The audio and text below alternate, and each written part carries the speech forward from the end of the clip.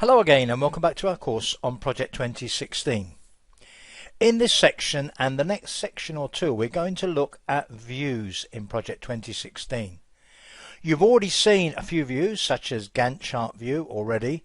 We're going to look at quite a few others in the next couple of sections, but I'm also going to introduce you to some general aspects of views that will help you as your knowledge and use of Project 2016 develops.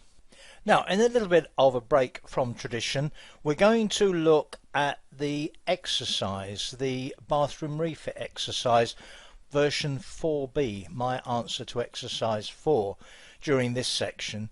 And one of the reasons for doing that is I want to explain a couple of things about my solution to exercise 4.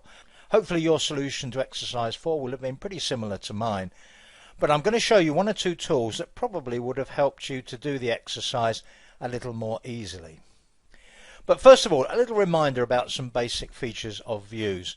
We're currently showing Gantt chart view. If you look on the View tab, the leftmost button, Gantt chart, is highlighted. That's the one that's currently in use. Don't forget, you've got those specific buttons down the bottom right hand end of the status bar that let you switch between some of the more commonly used views. And you've also got the zoom control down there as well. Now, up on the ribbon on the View tab, the first two groups, one of them says Task Views and one of them says Resource Views. And typically you'll use the views in those two groups for those specific purposes. So clearly the views that you're most likely to use with tasks are in the Task Views group. Those for resources are in the Resource Views group. However, if you click on Other Views, you'll see a complete list of views from the More Views list here. You'll also find that as you use Project 2016, it will update some of the views that are on drop-down menus based on your use of them. Now at the moment I'm looking at More Views in the Resource Views group. You can see that one of the views there is Gantt chart. So as you can see, I can access these views from various places. Now the other thing to remember is that many views involve a split of the screen. In fact, some of them involve not only a vertical split like this one, but you can have horizontal splits again, which we're going to look at in the next section. It's pretty straightforward to move that split line across, to change the balance of how much information you can see in the table on the left here or in the chart on the right. You can also change the width of any columns that aren't at a convenient width. So for example, if you decided the predecessor's column here was too wide, if you put the cursor to the right of the dividing line in its header, click with the mouse when you get that double arrow with the vertical bar, pull it to the left, you've made the column narrower. And if I wanted, for example, to make the start date a little bit wider, I could again get that double-headed arrow, click, drag out to the right, and I've made the start date wider. So that's how you can adjust what's on the left-hand half of the view.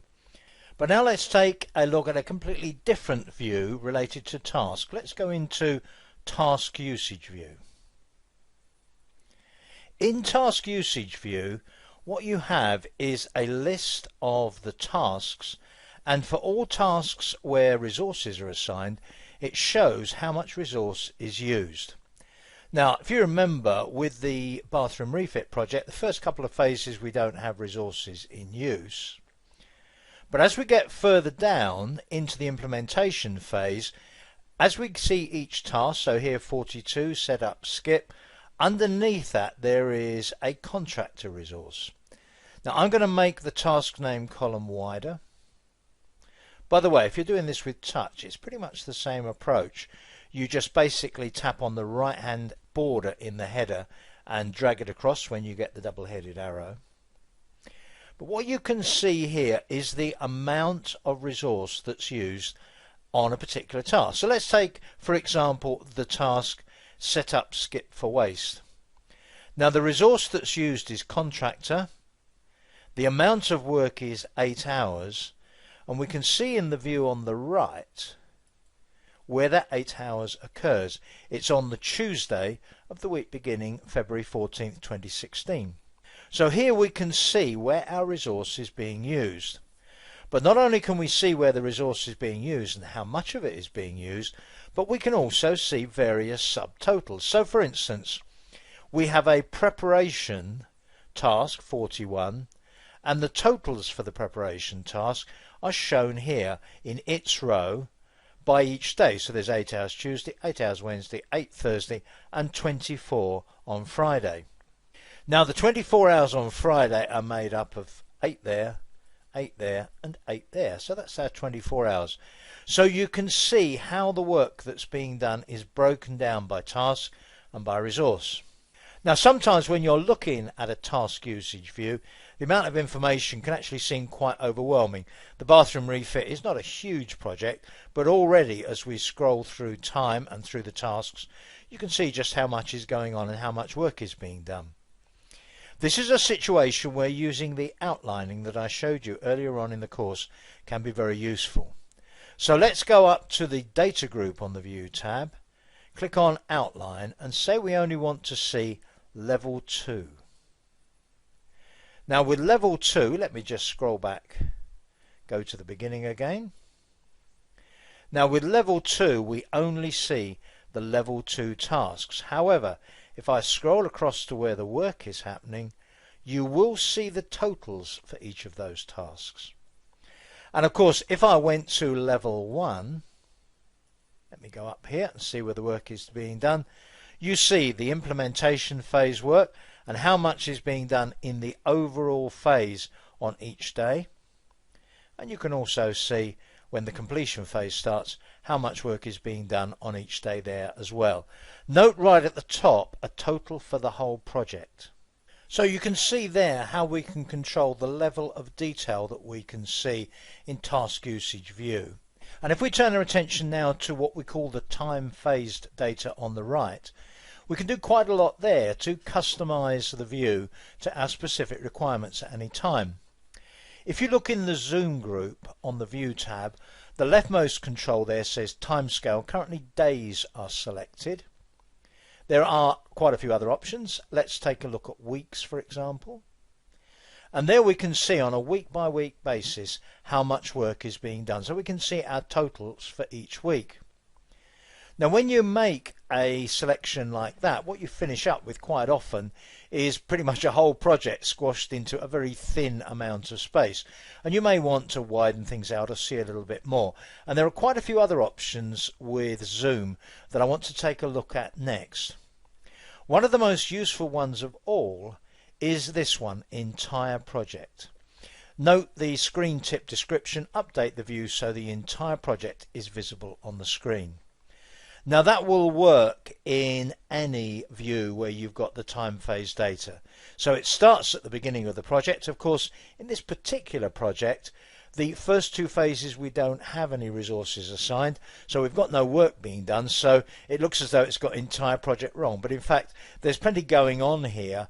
We're just not recording any work for resources in the sort of first 2/3 of the view on the right here. The actual recorded work is towards the latter end of the life of the project. Now you also have zoom control here, so you can do simple things like zoom in, or you can zoom out as required. Often when you do that you might well lose sight of exactly where you are in terms of the project. You might have to use the scroll bars on the right or at the bottom in order to bring everything back into view. The other thing to notice here, and this can be a little bit unnerving at first, is that sometimes when you do a particular view like entire project, what Project 2016 does is to adjust the timescale to what is sometimes a strange setting. So for instance, in doing what I've done there, the timescale now is 3 days. So look at those markings there. You've got January 16th, 19th, 22nd, 25th, 28th, 31st, and then you get February 3rd, 6th, 9th, and so on.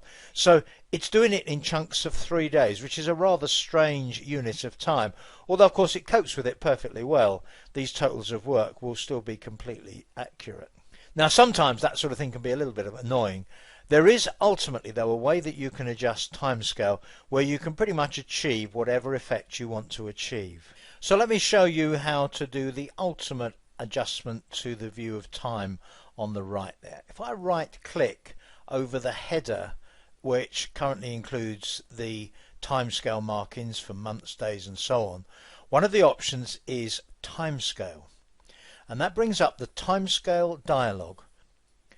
First of all, you can have up to 3 tiers of time, and I'm going to introduce a third tier here just to show you how it's done. So timescale options part way down show I've currently got 2 tiers, middle and bottom. I'm going to change it to 3 tiers, top, middle and bottom. And then I will set each of those 3 tiers by selecting the appropriate tab in the dialog and then saying what I want to show in that tab. At the moment, don't worry about non-working time. We'll just concentrate on the first 3 tabs.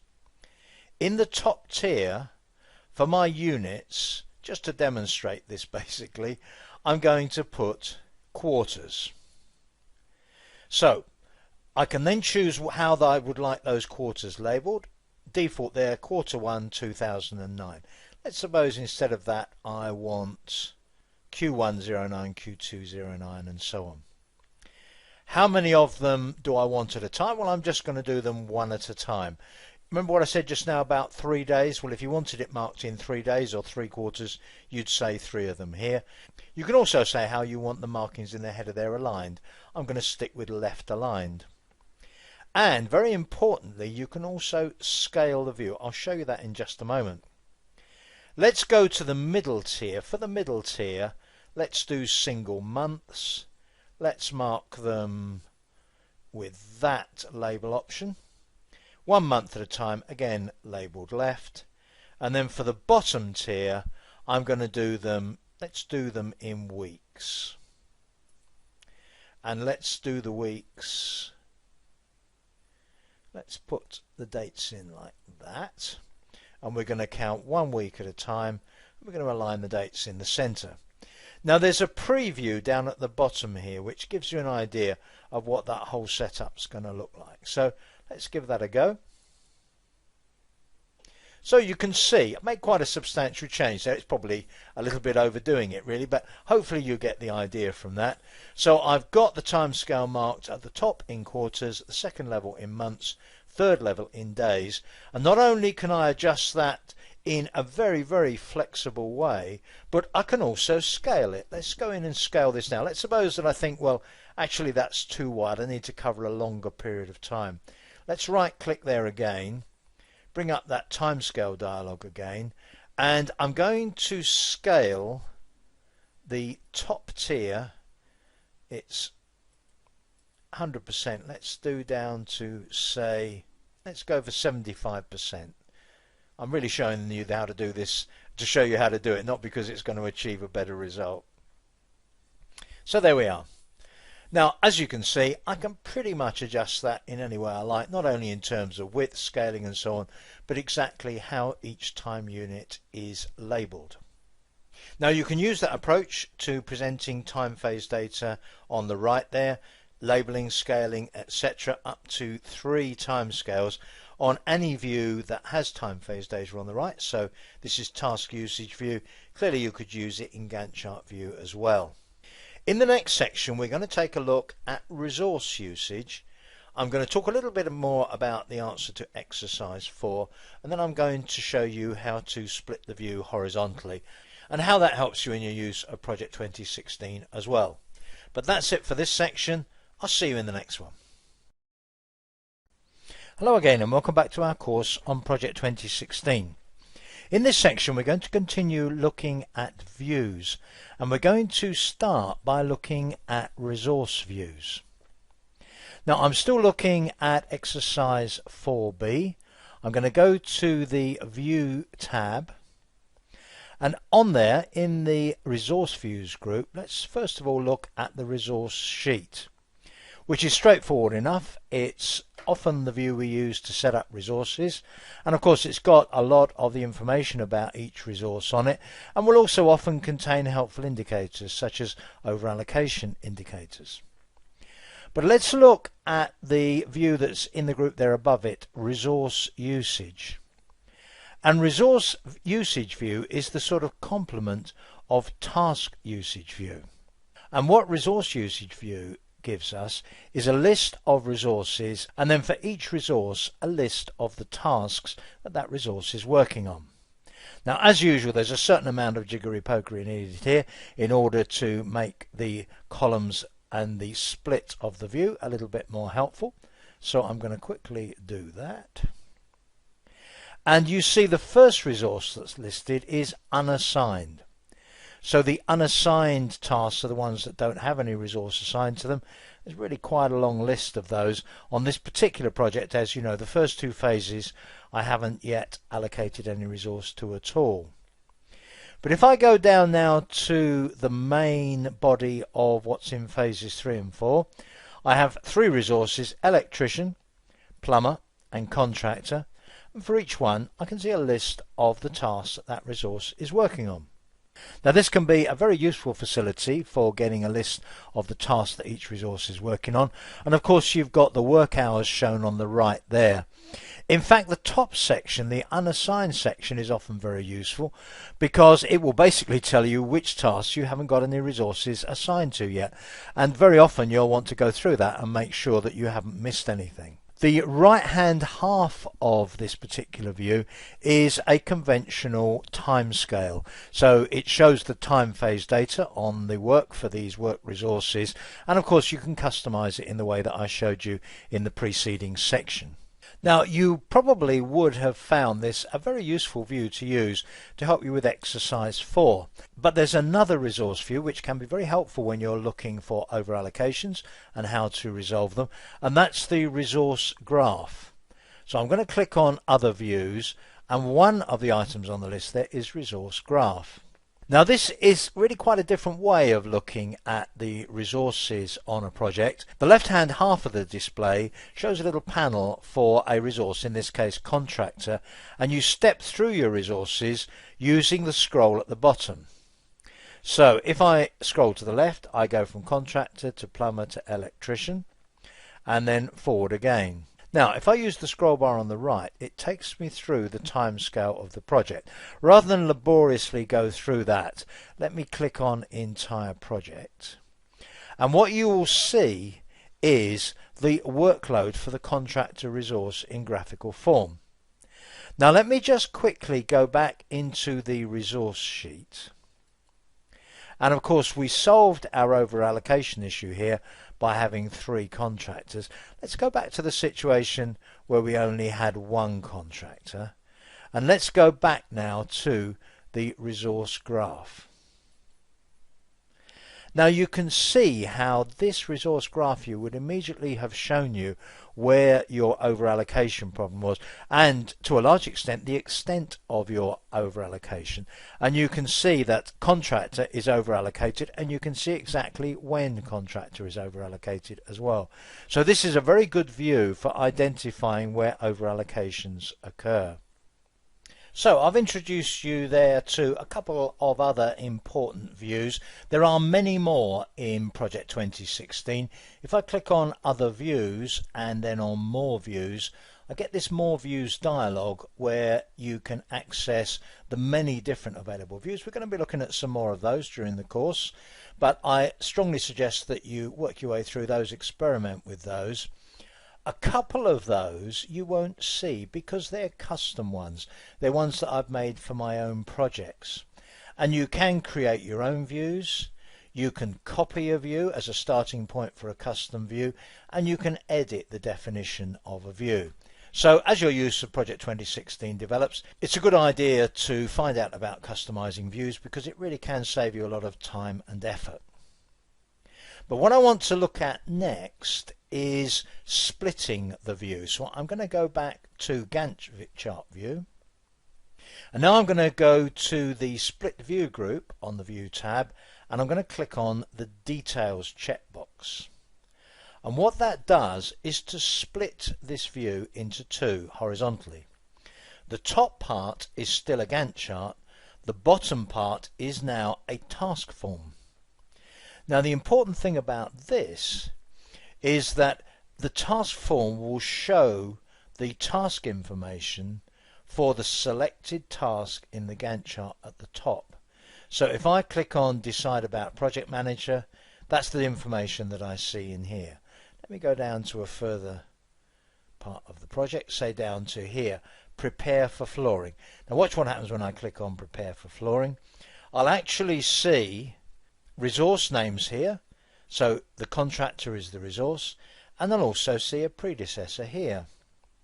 Now what you see in this task form is something you can choose, so you can decide which particular information to show in the task form. I'll come to that in just a moment. But if I use these next and previous buttons, they can be used to take me through the tasks in the project. So I'm currently got prepare for flooring, which is task with ID 45. Let's look at next, and note that as I step through with next and previous, I get the task information for the selected task in the Gantt chart at the top, and that's what I'm controlling using these next and previous buttons. Now, as I mentioned just now, you can actually choose what you want to show in the bottom for the selected task. If you right click over the task form, it gives you options predecessors and successors, resources and successors. You can even show in there schedule, and that includes things like the amount of work, 16 hours, the scheduled start date, the scheduled finish date, and the leveling delay that's currently applied. You can show work, the units, the work, overtime work, baseline work, actual work, remaining work. We'll talk about those later in the course. And you can include things like costs and notes. So you've got a good selection of things that you can show in the task form. If I go back up to the split view group and the drop down next to the details checkbox, you can even choose what is shown in the lower part of the split view. So we've currently got a task form there. I could show a resource form. Now you might think that's a bit strange, isn't it? Showing resource form there when you've got a task shown in the top. But in fact, what it means is I'm looking at the prepare for painting task. The person working on that is the contractor, and what I'm seeing down the bottom here is the work that the contractor is currently scheduled to do. So I can actually look at what one of the resources working on the selected task is doing. If I chose as my selected task second fix electrics, I'd see tasks that the electrician is currently assigned to. Now when you've finished using a split view, there's a couple of ways of switching it off. One is to simply uncheck the details checkbox there in the split view group. The other way is to just hover over the split bar there till you get that double arrow for the cursor, and then just drag it off the bottom of the screen. So there are just a couple of other things I'd like to show you about views. You've already seen how to use the zoom to entire project, but sometimes when you're working on just part of a particular project, you may want to get some kind of automatic zoom so that you can see the most detail of that part of a project. So let's suppose that I was interested, say, in the preparation phase of the bathroom refit. If I select those tasks, just the tasks in the preparation phase, go to the zoom group, the zoom button, go to the zoom dialog and choose selected tasks, what Project 2016 does is to zoom just to those tasks. And in that way I can get the maximum amount of detail in view.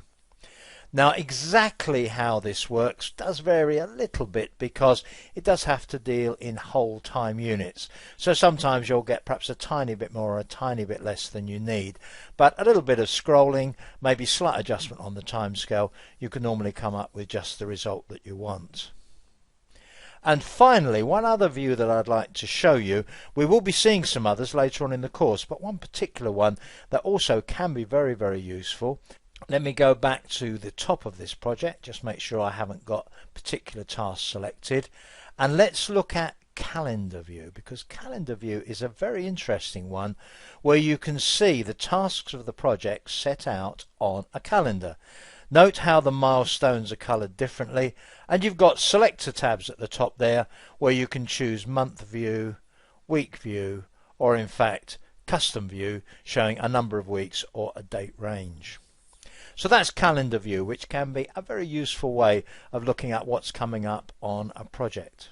That's basically it on views for this section. In the next section we're going to take a look at timelines. So please join me for that.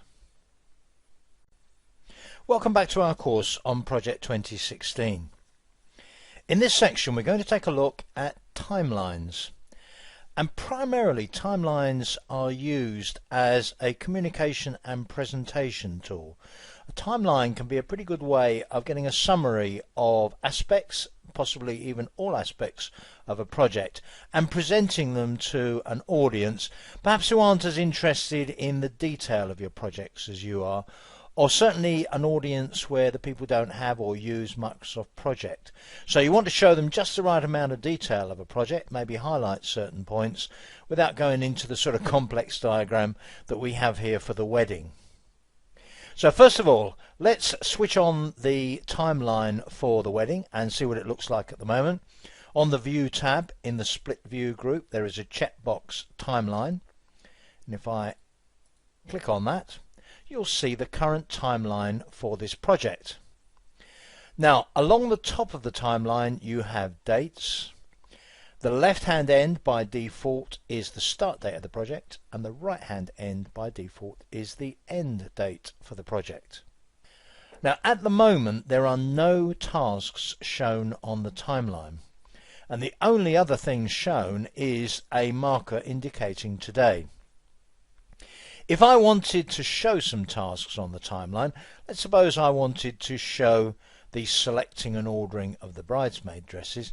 If I select that task in the Gantt chart and right click, one of the options is Add to Timeline.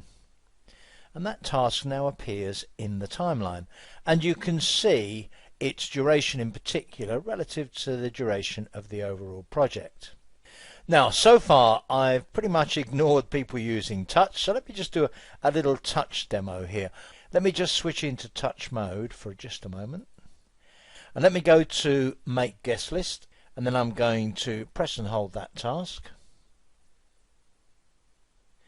and then on the drop down, the contextual menu from the mini toolbar, one of the options is Add to Timeline. So that's how you do the equivalent thing in touch, and as usual there's a pretty close parallel to doing things with touch to doing things with keyboard and mouse. So I'm just going to switch back to mouse mode. So in that way you can add whichever tasks you want to the timeline in order to highlight those, to perhaps group some tasks together for the purposes of a presentation, or indeed just to give yourself a good summary of how a selection of tasks relate to each other and often how they are progressing. Having added a couple of tasks to the timeline, it's very easy to take them off again. So if I right click on Make Guest List, one of the options there is Remove from Timeline. It's important to recognize that you don't use the timeline in some automated way. You select what to add, and you'll usually select it on the basis of the purpose of the timeline, which, as I mentioned earlier, will quite often be some kind of presentation or summary of progress on all or part of a project. Now, one of the very important aspects of a timeline is that you may well want to format it.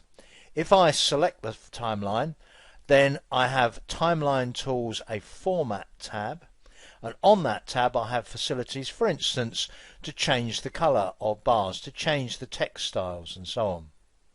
Now, I'm not going to look at that in detail now, but let me just select that Select and Order Bridesmaids Dresses task, and let me go up to this command here, which is the background colour. Let me change the background colour to, say, that one, and as you can see you can format the colour. In this case I could perhaps use a larger font for the text, and so on. Now I'll leave you to experiment with those formatting options for the timeline. I'm going to undo the last of those changes that I just made. Now there's nothing to stop you working on the timeline in the orientation of the screen, etc., that I've got here. It's a very convenient way for adding and removing tasks, but you can actually work on the timeline on its own, and sometimes the rest of the display can be quite distracting.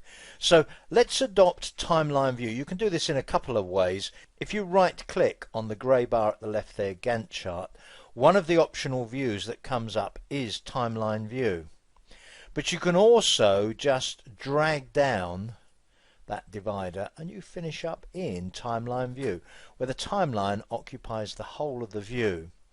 And one of the advantages of this is that you can build up a quite complex content for the timeline without the distraction of, as we had just now, a Gantt chart. You may immediately think, yeah, but that's not really very helpful, is it? Because I can't see the tasks to add anymore. But there are a couple of ways of doing that. With the timelines selected, on the Format tab in the Insert group, there is an Existing Tasks button. And if you click on that, it brings up a hierarchical list of existing tasks. And if you wanted to put 2 or 3 more tasks onto the timeline, select them like that, click on OK. Not only are they added to the timeline, but if necessary, the height of the timeline is adjusted to accommodate tasks that are actually happening at the same time. You can also add completely new tasks. You could add a task which isn't even in the schedule yet, and when you do that, it's added to the schedule and to the timeline at the same time.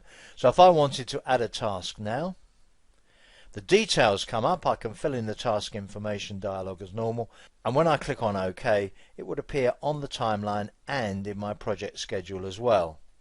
Now, of course, for it to appear in the right place in the project schedule, I may have to set dependencies, I may have to set a start date and so on, but I can certainly enter the details of the task and have it added to both the schedule and the timeline in that way. I can add a milestone in that way, and I can also add something called a call out task.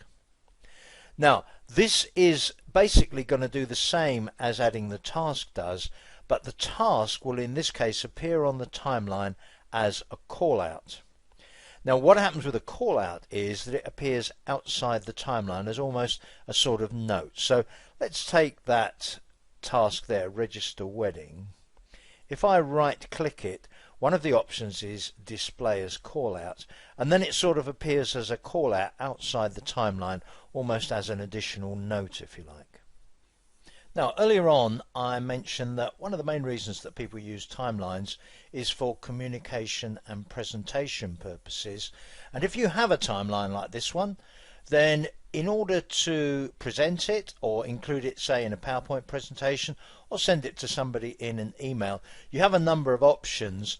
On the Format tab there is a copy group, and the copy timeline button there has 3 options: copy for email, copy for presentation, copy full size. You can use whichever of those is most appropriate.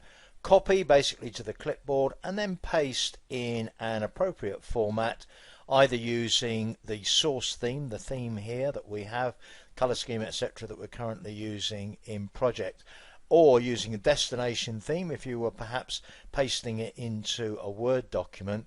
And you can also paste it, if you like, as a picture, so you get exactly what you've got here, and then you can resize accordingly in the destination software where you're pasting this. And it's a very convenient way of looking at all or part of a project and presenting it to people, perhaps just extracting the key points that you want to make in a presentation. And the final thing that I want to show you here is that the main new feature in Project 2016 in relation to timelines was the ability to have more than one timeline. So let's suppose we want to just highlight a particular, perhaps shorter period in the project and add some tasks to that particular period. Let's suppose that we want to really show what's going to be happening during the period April to June. If you look on the Format bar in the Insert group, there is a timeline bar button. If I click on that, it adds a new timeline, a second timeline. And what I'm going to do with this one is change its dates. So I'm going to change its date range to go from the start of April, say, let's say to the end of June. And of course I could take some or all of these tasks or other tasks from the schedule and, for instance, just drag from that timeline into that timeline. And now, of course, I can choose which of those timelines I'm interested in at any particular time. This could typically be a phase within a project, and I may just want to show the tasks that are occurring within that phase or over that time period. So that gives us the ability to use multiple timelines. If I now revert back to the Gantt chart, and on the View tab switch on Timeline again, I'll see both of the timelines, and I can add tasks to either, remove tasks from either, drag them between timelines, and so on. That's it on timelines. I'll see you in the next section.